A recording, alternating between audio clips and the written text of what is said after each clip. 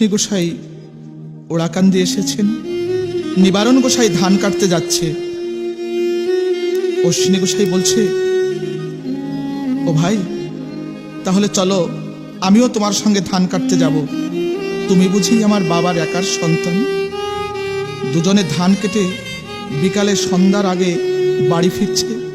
দেখে গুরুচাঁদ ঠাকুর পুকুর পাড়ে বসে রয়েছে। এমন সময় এক ঝাঁক পাখি গুরুচাঁদ ঠাকুরের মাথার উপর দিয়ে উড়ে যাচ্ছে। অশ্বিনী গোসাই বলছে, ওরে বনের পাখি, কার মাথার উপর দিয়ে তোরা উড়ে যাচ্ছিস জানিস না? তোরা যদি সত্যি সত্যি আমার বাবা গুরুচাঁদের ভক্ত হয়ে থাকিস, যদি আমার বাবা হরিচাঁদের ভক্ত হয়ে থাকিস, তাহলে আয় একবার আমার বাবা গুরুচাঁদকে একটু হরিনাম শুনিয়ে যা। এমনি করে যখন আমার অশ্বিনী গোসাই ডাক দিয়েছেন, ওই পাখি কিছু দূর ঘুরে এসে গুরুচাঁদ ঠাকুরের মাথার উপর গাছের ডালে বসে কিচিরমিচির শব্দ করে হরিনাম শুরু করেছে। অশ্বিনী গোসাই ধীরে ধীরে গুরুচাঁদ ঠাকুরের কাছে এসেছেন।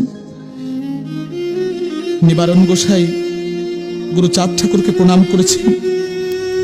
অশ্বিনী গোসাই যখন প্রণাম করতে গিয়েছে, গুরুচাঁদ ঠাকুর বলছেন, অশ্বিনী, তুই আমাকে আজ প্রণাম করিস না অশ্বিনী।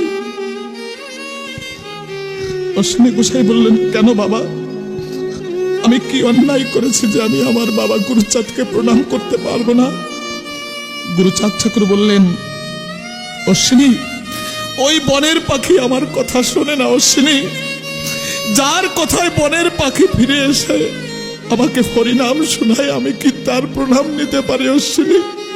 তুই আমাকে প্রণাম করিস না অশ্বিনী, তুই আজ আমাকে প্রণাম করিস না। আয়, আজ তুই আমার বুকে আয় অশ্বিনী, তুই আমার বুকে আয়।